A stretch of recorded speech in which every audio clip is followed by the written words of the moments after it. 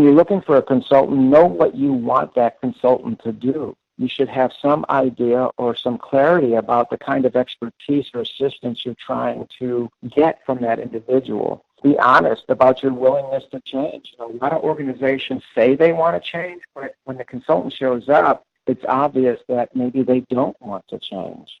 You want to find somebody that's focused on your needs, not their needs. And what I mean by that is a consultant, I need to know what the organization's needs are and then focus on that, but not what my personal needs are in that consulting opportunity. In the midst of constant commotion in the healthcare industry, one unified voice rises above the rest, a beacon bent on banishing biofilm. They are sterile processing professionals who clean and sterilize their way to improved outcomes, and their patient safety victories often go unseen. This is Beyond Clean, the central nexus for the people, processes, and products that are pushing the sterile processing industry forward. Join us every week as we give voice to that global force, fighting dirty all around the world. It's time to go beyond clean. This week on Beyond Clean, we speak with David Taylor, nurse leader, consultant, and educator who examines the challenges operating rooms and central sterile departments face as healthcare leaders manage their practice in the surgical services environment.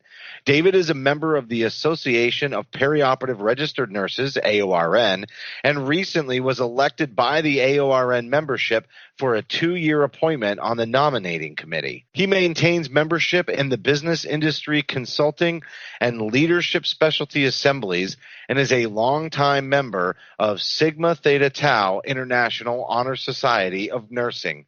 He completed his lean healthcare certification at Villanova University, is a nationally recognized speaker, and has published in nationally recognized peer-reviewed journals on various perioperative and central sterile subjects. And this makes him such a great guest here on Beyond Clean because we love bringing that interdepartmental perspective together. And also, we've never done an interview, I don't believe, specifically on consulting and what a resource that they can be, Hank. So very excited to have David talk about his experiences in this arena because I know he's been doing it for quite some time.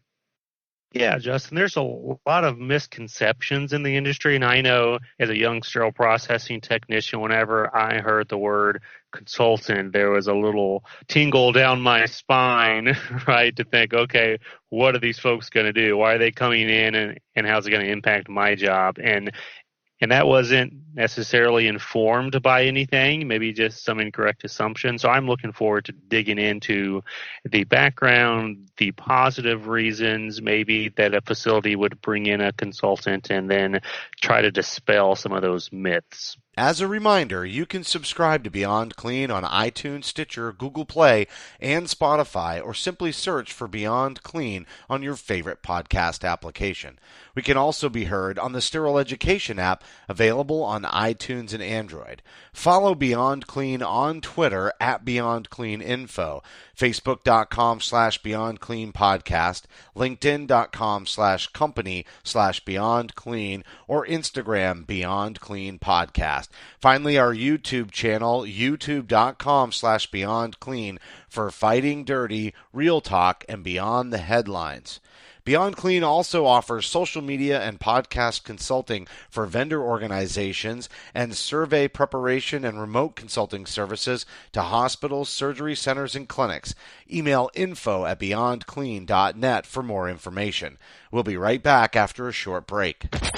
You're listening to Beyond Clean, the global voice of sterile processing.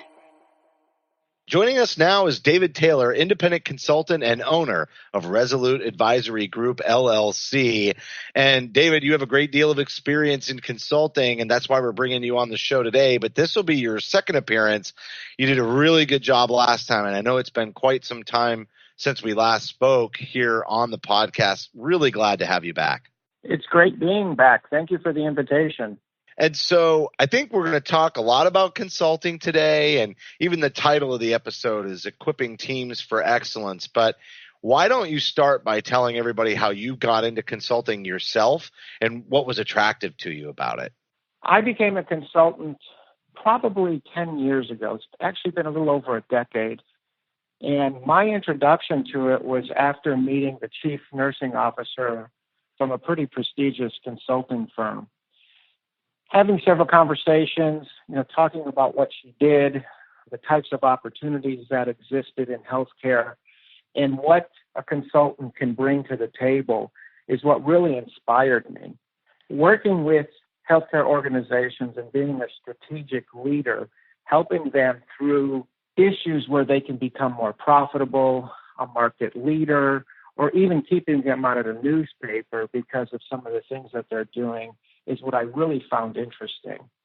I've had a lot of clients travel from Georgia to Alaska, California to New England, been here in South Central Texas all the way up to the northern tip of Minnesota, and every client was different. And that's what's so exciting about consulting is each client is something unique. They all have unique issues or problems that they need solutions to, and that's what I really find interesting about consulting. And the funny thing is, every client is different and unique. So is every consultant, right?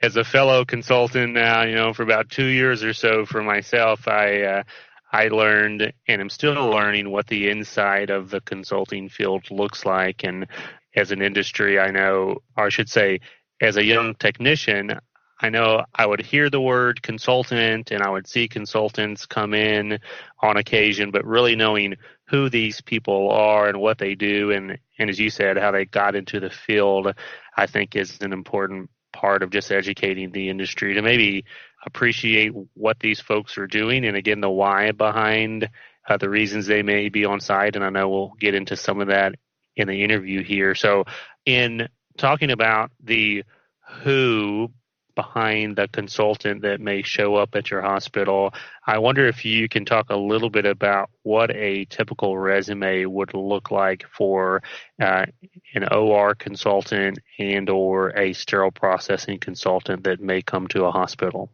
Sure. That's a great segue into consulting and what opportunities exist. What I found interesting about my consulting experiences is I've met many different people who call themselves a consultant. So I think we need to kind of define consulting just a little bit because you'll have a registered nurse such as myself who has a master's degree, is certified in his profession, and has been working in the field for over 35 years. And I'm a surgical services / CFSPD consultant. I work in the industry. I know I still scrub. I still circulate. I can put instrument sets together. I know the sterilization parameters. I know all of that. The problem, though, is a lot of big firms have consultants that they send on site, and all they do is data, but they're called a consultant. Or they'll send an engineering person in who's a consultant and tells the hospital that they should cut here, cut there, reduce your FTEs, and you'll save millions of dollars, when we all know that you don't always have to cut FTEs to be profitable. So looking at consulting overall, what I'd like to focus on is healthcare individuals who have experience in our field and how that transpires. And David, I've actually been listening to an audiobook recently called The Lords of Strategy, and it's about the growth of the business consulting side. Companies like, Bain and Company, Boston Consulting Group, those types of things. And so when businesses bring in consultants, which large businesses regularly have a number of consultants, the purpose is always profit maximization. That's almost always what it's about. What are some of the challenges, particularly for sterile processing, that should make a manager or director say, okay, I need to talk to a consultant? Depending on the organizational structure for sterile processing, that's kind of the driver for what they should be looking at. If a central sterile processing department needs a consultant, there's a variety of things that they should be looking at and asking themselves the question, why would I need to hire a consultant? One, is the department in trouble? Are they having multiple issues with their sterilizer? Where they're having failures and they've done all their checks and they've worked with maintenance and nothing seems to be working. Are they having issues with staffing?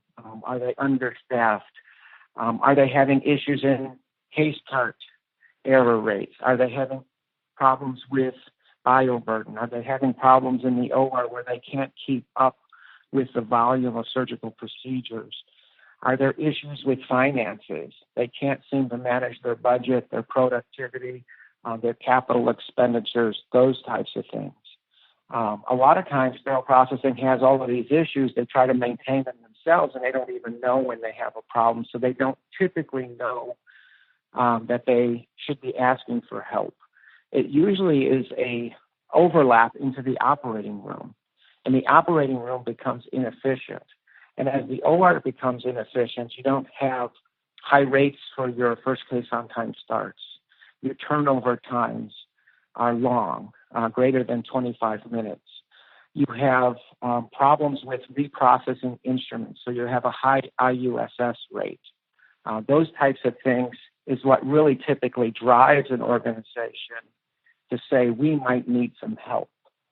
I would add, if you see a CNN or maybe a Fox News van in your driveway, that would probably also be cause to call in some consultants. And I've got a shameless plug. A couple of years ago, I wrote an article around Christmas time, and it was called "Oh Come All Ye Consultants," and it was talking about the same reasons that you mentioned. Why are the reasons behind why it may be a good idea to call in a consultant for help, and those are critical to understand, because in those reasons then are benefits, right? Like, you wouldn't call in a consulting team or an individual if you didn't feel like they could improve on that process. So I know you gave a lot of examples there, but could you speak a little bit about the benefits then of bringing those consultants on site? Oh, absolutely. We did talk a lot about some of the metrics that an operating room might utilize to manage its productivity and profitability, and how CS SPD can be an impact on that. But you said it perfectly. It was, you're a little too late if CNN or Fox News is in your driveway, right? When you see the antenna up and the camera's rolling, that's a problem. And it's kind of a little bit late for a consultant. So that's when the fires need to be put out. But beforehand, when you look at organizations and the organizational structure of Sterile, it can sometimes report directly to the chief operating officer, and it bypasses the operating room. But typically, CS would report to the OR director and then up through the C-suite. Now, those individuals in the leadership position, if they're actually strategic and thinking about consulting on how it can benefit them, benefiting them could be financial, which we've kind of touched on, but it can also look at a variety of different things. A healthcare consultant can act as an analyst. They can learn about an organization's operations and help them improve their quality and efficiencies. One of the roles a consultant can play is identifying the problems that they might have, kind of underlying currents that could be causing them the problems prior to CNN showing up into their driveway. It could also look at their staffing models, kind of what they're doing for productivity. How are they staffing their department? Is it staffed appropriately and adequately? Do they have the right people in the right place? So analyzing and assessing their staff and their capabilities. Do they have an education program, and is that educational program effective? Those are a few things that a consultant can do. And if a COO or a chief nursing officer is proactive and strategic and looks at their sterile processing department as a multiplier to surgery, that's key.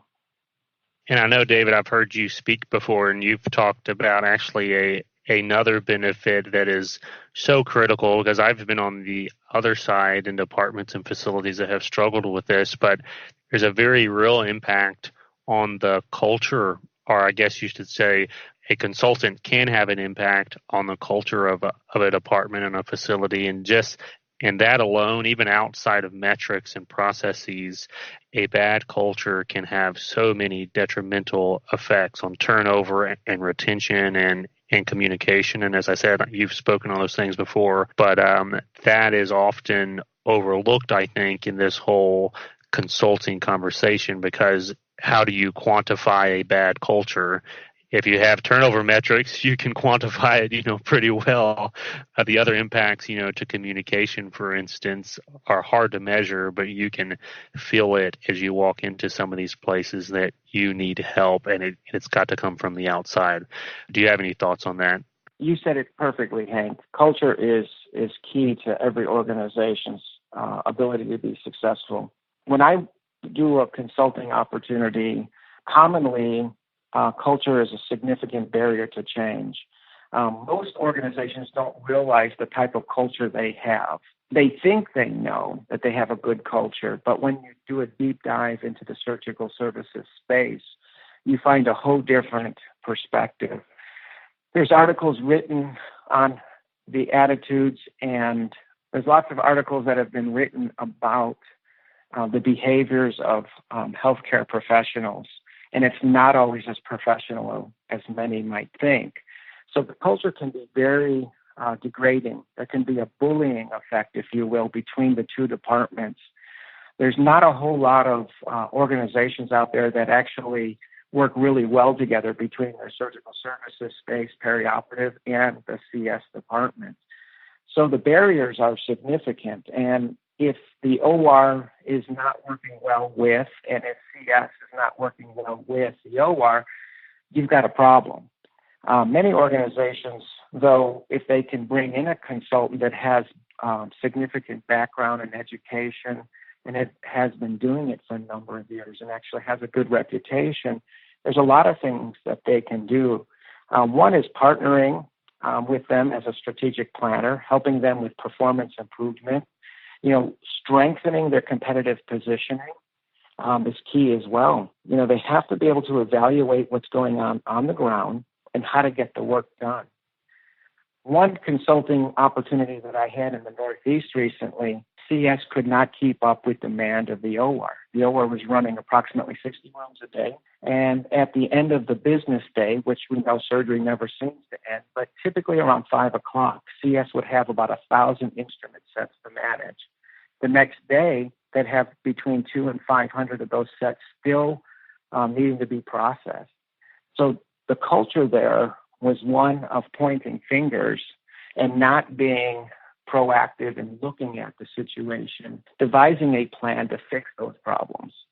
And David, kind of following off of that, I know one of the common criticisms that is laid on consultants in general is that, oftentimes they kind of just show up out of nowhere, and then they maybe dump an action plan off, and then they just disappear just as quickly as they appeared. What should facilities expect from consultants? That's a great question, and you touched on it. Organizations don't really know what they need because they don't know the problems that they have. So I think we have to back up just a little step in identifying what an organization may want from their consultant. There's a whole laundry list of things that an organization can do. Is one, make sure you need one to begin with, right? So examine your current staffing situation, the skill sets, figuring out what variances you've had over the course of a period of time, say a month, 3 months, 6 months, maybe a year. When you're looking for a consultant, know what you want that consultant to do. You should have some idea or some clarity about the kind of expertise or assistance you're trying to get from that individual. Be honest about your willingness to change. A lot of organizations say they want to change, but when the consultant shows up, it's obvious that maybe they don't want to change. You want to find somebody that's focused on your needs, not their needs. And what I mean by that is a consultant, I need to know what the organization's needs are and then focus on that, but not what my personal needs are in that consulting opportunity. An organization should check for references. They should be looking for somebody with a good reputation, somebody who's been around a while, doing it a while. Like we said earlier, there's a lot of folks that are entering the consulting field, but they've not been in their own profession for that long, or they've jumped from job to job, say every year, maybe every 2 years. So now they want to try consulting to see if that works.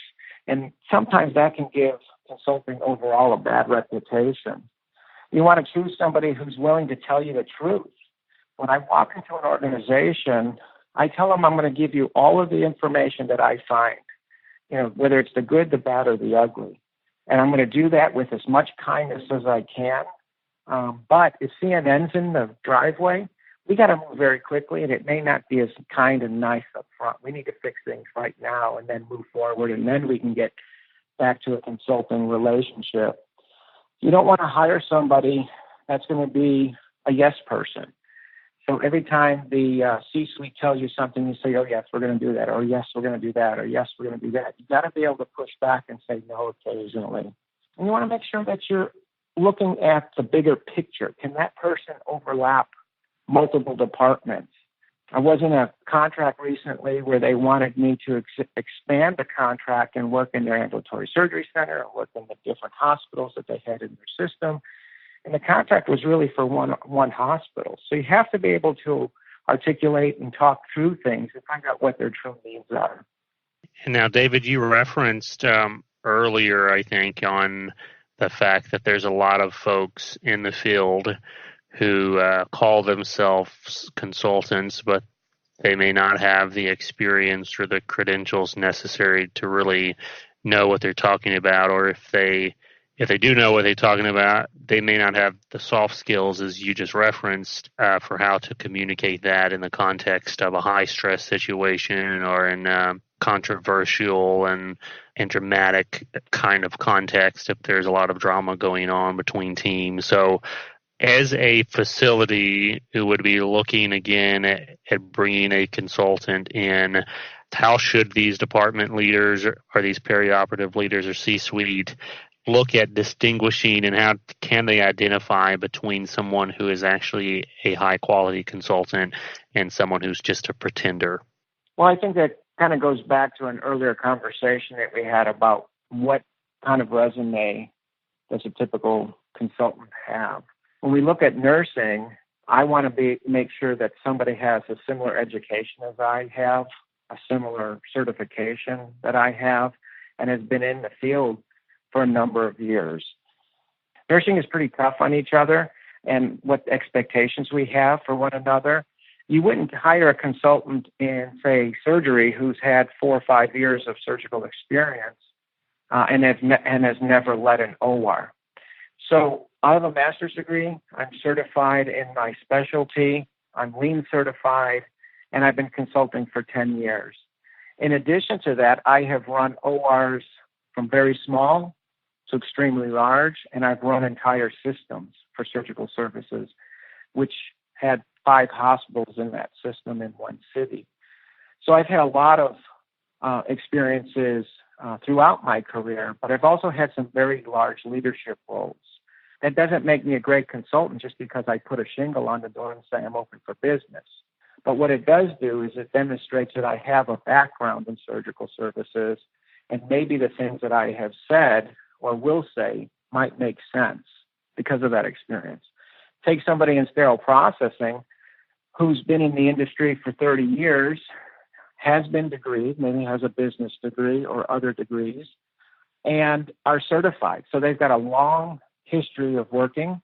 They've probably seen and done just about everything, and they're educated. So I think that somebody who's looking for a consultant would look for those types of things. Is there any difference between an independent consultant and a firm in terms of quality in your experience? I mean, the angle that I'm coming from is, would you be safer as an organization to go with a larger firm if you're having trouble distinguishing in this quality question, or is it better to go with individuals that you can get some individual references from? If I was a C-suite leader, I would definitely get a variety of different references from my colleagues and peers out there who have used consultants in the past. There is a significant difference in having a smaller boutique-type consulting firm versus a very large consulting corporation, if you will.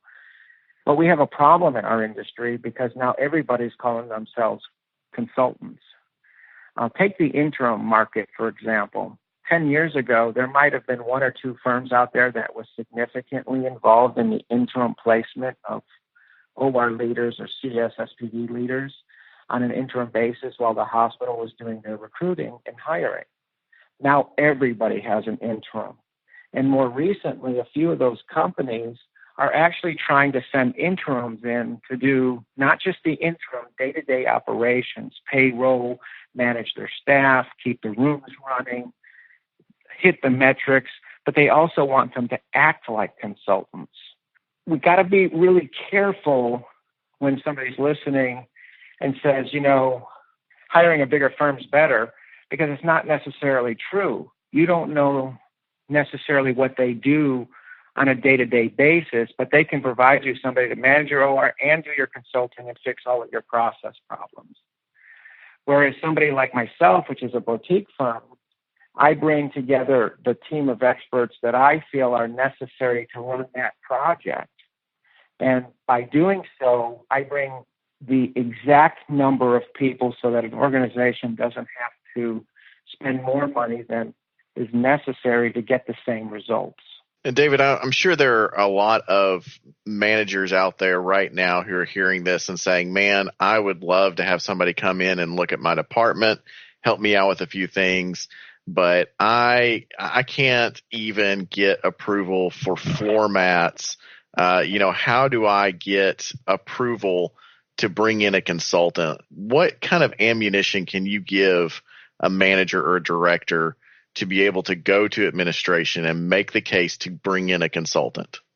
Unfortunately, it's not as easy to just give a laundry list of things that these are key words to say, or these are key things that you can do to encourage your leadership to make that decision. You're right. There's hardly any money for capital. There's not enough money to give their staff raises.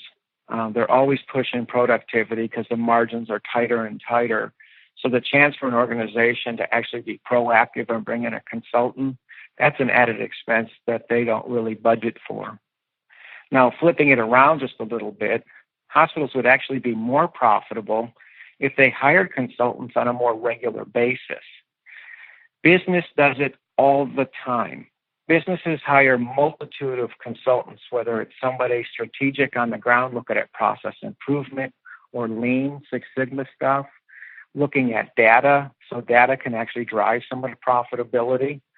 If a hospital or healthcare organizations did that on a regular basis, we'd be able to cut the time and waste that they have and make them more profitable on a daily basis, and annually they should be able to make their budget. What do we do best in CS is we manage the stuff. And the stuff is everything. It's the science when it comes to how we have to manage our equipment, whether it's the biologicals or the DART tests, cleaning our sterilizers appropriately, utilizing our staff to their best capabilities, looking at the assets that we have so we can optimize the investment. We look and explore opportunities so that we can fix the operational structure. And then we look at opportunities ongoing as a project unfolds and how we can better suit the needs of that organization more rapidly. So the best way for this to happen is there's an industry change that says we're going to hire consultants on a more regular basis because we find that their expertise is actually making our leaders stronger, better, and faster.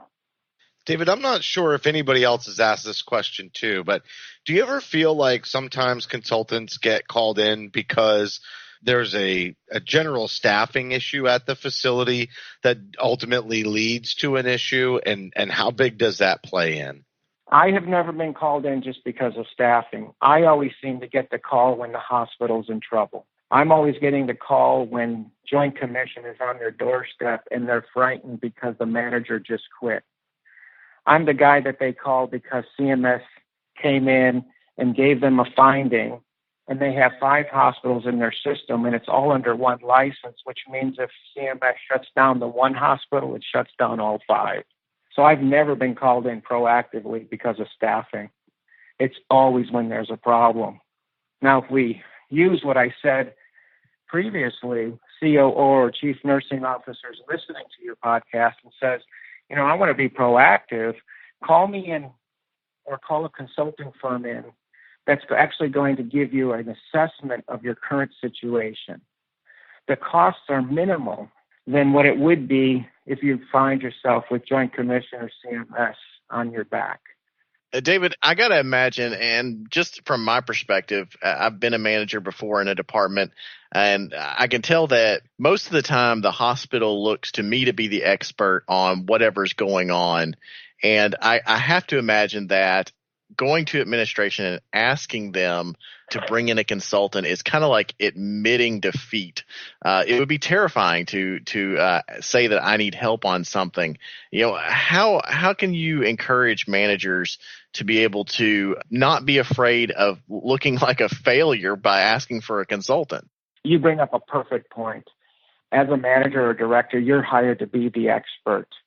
The difference is, though, in our world today is we've cut back our staffing and our organizational charts to the bare minimum. Many of our managers in CS are having to put instruments together or working in decon so that their staff can put the instrument sets together. Many OR leaders and directors are having to scrub and circulate and give their staff lunch breaks. So everybody's working 60, 65, 70 hours a week.